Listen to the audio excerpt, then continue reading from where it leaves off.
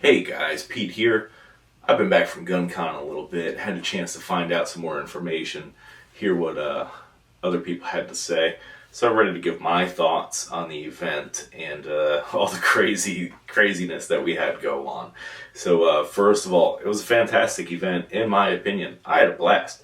I'm a nobody, and I got to sit and talk with people. We'll get to that in a second, but it was an incredible time. So first off, thank you to John Patton. Thank you to the Gun Collective, everybody that's involved with putting the event on. It was a big event. It was huge. John was running around like crazy. He was constantly busy. He had people running around like crazy. It was a lot to put on. So thank you, John. Thank you for allowing me to be a part of it. Really appreciate that. So first off, we all met up for like a meet and greet dinner in downtown Cleveland. It was really cool, laid back, good time. It was not, anybody telling us what to do or anything like that. And I didn't know a single person there. I had not met anyone there at all. I just showed up, man. I didn't know what to expect. So I got to give a big shout out to Jeff Davies. He's the recruiting vice president for the Indiana State Rifle and Pistol Association. He saw me kind of standing by myself, and he's like, hey man, come on over. Do you know anybody? Let me introduce you to people. Here's my family. Let me introduce you to everybody that I know. Stephen Williford. I got to meet tons and tons of people. Thank you so much, Jeff. I so appreciate you and the warm, and everybody was super cool. That was one of the best things about the event, that all of the gun industry people were really cool. The reps were awesome. The event staff, even the local Cleveland people. What a great city. I had no idea how cool Cleveland was. And Hot in Cleveland, the TV show, I thought it was about some old ladies in Cleveland, the name, but man, it is hot in Cleveland. It was really, really hot. And they made it a little bit hotter, I think, and I'll get to that in a minute as well. So, awesome time at the meet and greet. The next day we had the range day. It was incredible. There was so much different stuff out there, so many different brands to shoot, different suppressors. I'm not a guy that's going to do all product release videos and have the reps explaining there's a million videos out there like that. I'm sure you have them, a feed full of them on your YouTube. I can tell you my experience. One of the coolest things about the range day is I got to shoot the stuff from Radian, the Ramjet, the compensator for the 43X. I got to shoot. I have a 43X, and I don't like it. I really don't. I've been contemplating what to do with it. I actually won it. My range that I shoot at locally gives away a gun every month to members, and I won it. So I have it, and I've been trying to think of what do I want to do with it, because I don't like it. I'm not a Glock guy to begin with. I just don't like the ergonomics, the way they feel in my hand. Perfectly reliable firearms. I'm not criticizing them in any kind of way. They just don't fit my hands well. I don't feel like I shoot them well. I've even shot, Glock clones and stuff like that. Just not a big fan. So I've been trying to think of what do I want to do with it. I got to shoot the Radian Ramjet and Afterburner on the 43X, as well as all the other guns that they offer compensators and everything for, which was just incredible. Awesome lineup of products. Radian, they make fantastic stuff. I think I don't have anything on my gun wall at the moment. It's been hectic. But I have stuff taken apart and whatever. But yeah, there's nothing for show up here. All of my charging handles and I think all of my safeties and stuff are all from Radian. They make awesome stuff.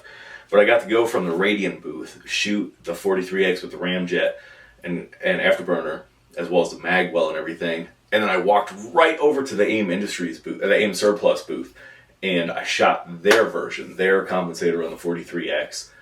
And they are very similar. They both really made the 43X a very shootable gun. A gun that has a lot less recoil and muzzle rise than what you experience normally with a 43X. Both of them were phenomenal. I want to say the Radian is about $400, and I want to say you probably spent about $200 with the AIM Surplus.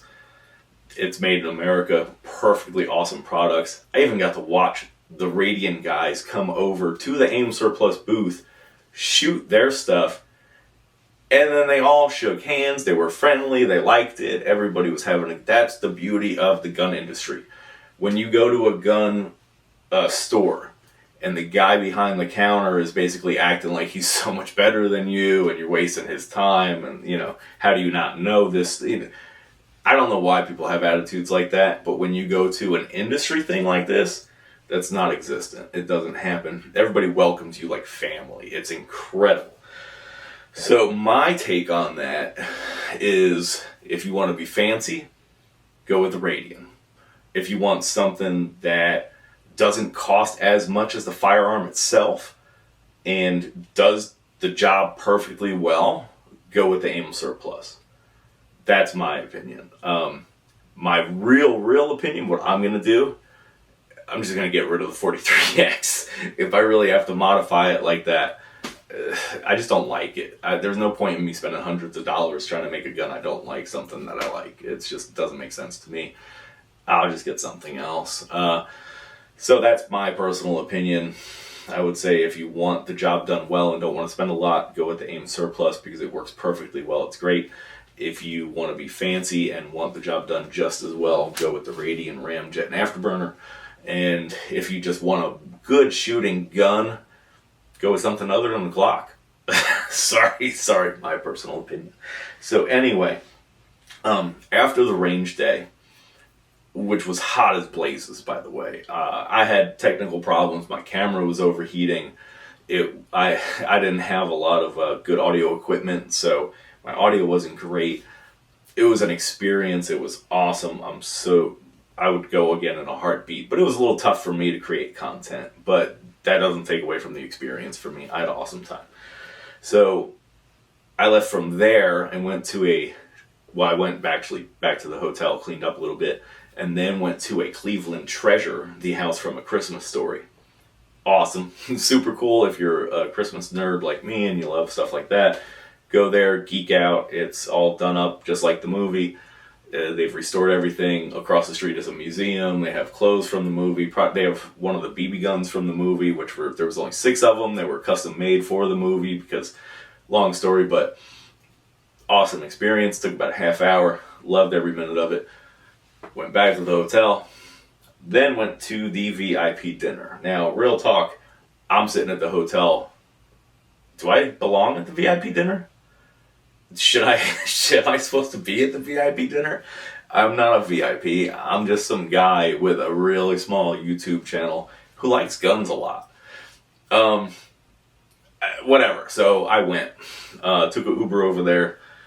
Uber driver was super nice. All the Uber drivers were super cool. Everybody I met in Cleveland was super nice. The tour guide at the Christmas house was amazing. Super nice lady. She was super informative. Lots of behind the scenes things about the movie stuff. Everybody in Cleveland was just as cool as could be. So went to the VIP dinner, and the day before, actually the first night there, I had met Stephen Williford. If you don't know who Stephen Williford, look at who he is. Look it up. He saved a ton of lives. Really, really good guy. He's a rep for GOA. I met him. I happened to see him in the food line. I was like, "Hey, young man, I saved you a spot. Come on over here."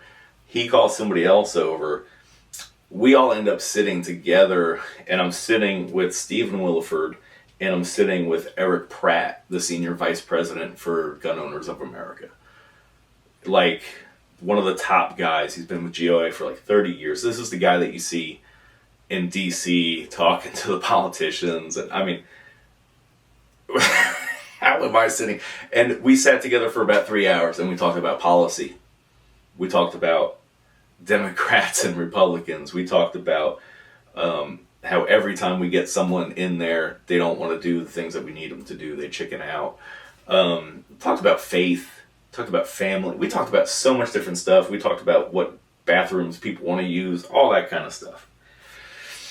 Now, what kind of bathrooms, what people want to use will come up in a second. So, great food. We had a great night at that dinner.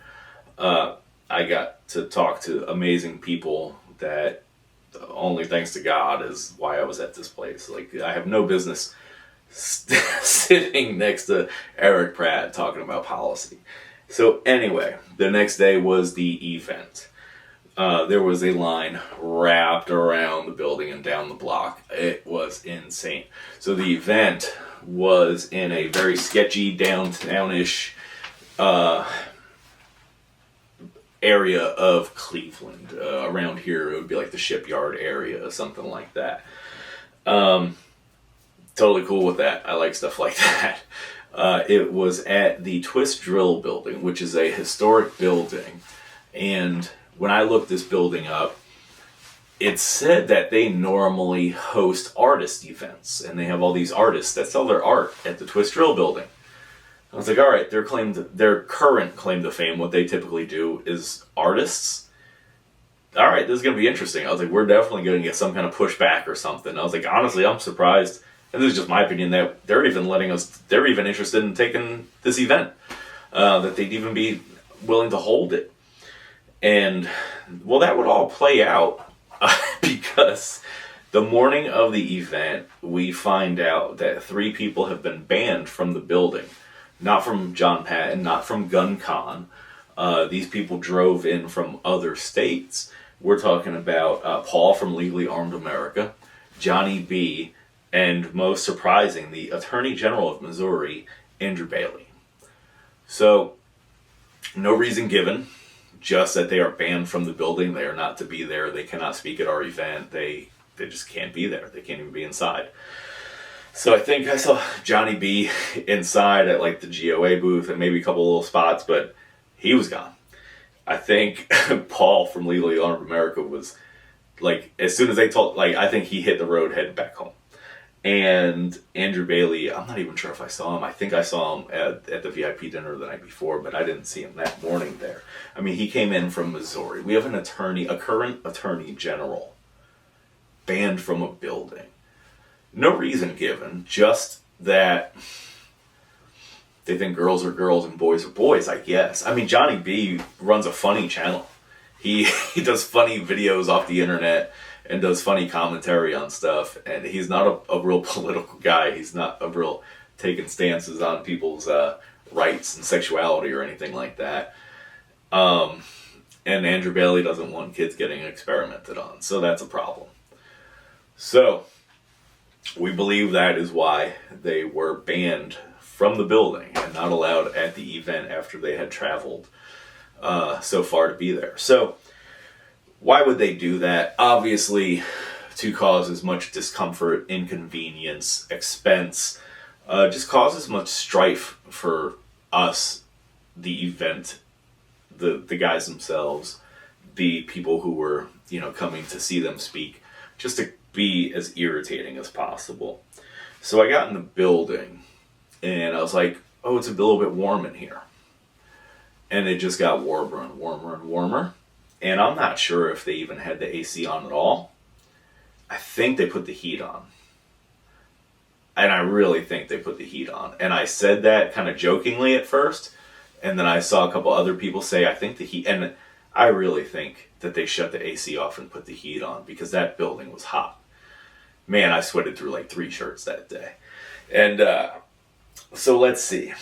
We have no AC in the building. Hot as blazes, right? As hot, if not hotter, than the range day. It was probably hotter. Let's see. They also gave John the wrong occupancy for the building, from what I understand. So the fire marshal shows up. I'm sure someone called the fire marshal. I mean, I can't imagine who, but someone called the fire marshal. He shows up and he says, hey, you're over capacity. John's like, no, here's my capacity. And he says, no, that's not the right number. Here's the number. And it's way lower than what we thought it was. So apparently, from what my understanding, and I could be wrong, feel free to correct me if I am, John had to go out to the line of people, this ginormous line outside that I'll see if I can put in this video somehow. And he had to asking each of those people if they wanted a refund. Because they were getting one by one person comes out, one person goes in, because we were maxed out, full capacity. So I don't know how many people took a refund. I doubt there was many, because these people wanted to come into the event. They were there for a reason. They were excited. So that just really, these people are low. This is really low. We were attacked. This was an orchestrated attack against us and this event and our rights. And I mean, it gets worse. Well, I can't say it gets worse, but there's more and more and more. Like, they called the police on our food trucks, and a couple of our food trucks had to leave. One of them, it was like something over their propane permit was expired. I mean, it was like nonsense stuff. The cops were telling them where to go, how to. I mean, they were just. I mean, it was just crazy. So there's probably even more stuff that I'm not even aware of, but there had to be 100 attorneys at this event. Most of these gun rights people are attorneys. They have attorneys on staff. I mean, this was a blatant act against us to try to destroy the event. So how does a venue take money for an event and then try to ruin that event? I could understand if you have morals and you're like, hey, my morals are different. This goes against whatever I believe, and I don't feel comfortable with this. I don't want your money. I get that. If that's how you are, I mean, by all means, you have the rights to how you use your building. But yes, I will take your money, however much it was. Thank you so much for all of it. Now let me get with my people and try to destroy your event. I hope there's a lawsuit coming. I haven't heard John say anything about it. I doubt he will. I think we'll just hear that it's coming out. And man, I hope it hurts them. It's a Canadian company. If you look up the list of executives, they look like a bunch of liberal people. I hope next year we have protesters. I really do. I hope next year it's bigger. I really hope it's colder. I hope there's AC in the next building that we use. And they let us keep it on. And I hope it's bigger, because honestly, all of the reps from these companies were so cool. They were awesome. They were happy to talk to you. They were giving free stuff. Like the guy from AIM Surplus, they were super cool, nicest guys you could meet. I was telling him how much I love their microfibers. He's like, oh, here, man, take a couple more. I mean, these guys were they were so good. And they toughed it out in the heat in both outside and I know the guys from Yankee Hill, YHM, Yankee Hill Machine, they had like 2 guys there. And I mean, there was just a line of people waiting to shoot their shotguns, their different stuff. And, they're just working these things. And these guns are hot. And they're just out there doing their thing for the love and the passion of the game, I guess. But it's a job just like anything else. But they were all so cool. Everybody was really helpful, really cool. They'd hand you cards, stickers, whatever you wanted. It was just everybody was awesome. So I'm so thankful to have been. I am planning on being at the GOA Goals event that is in Tennessee, Knoxville, Tennessee, in August. I believe it's the 9th and 10th, 8th and 9th, something like that. But either way, I am planning on being out at that one. If you are a GOA member, and I highly suggest that you become one if you are not, I believe the event is free for you, so you can go to the event, and it's going to be a huge facility.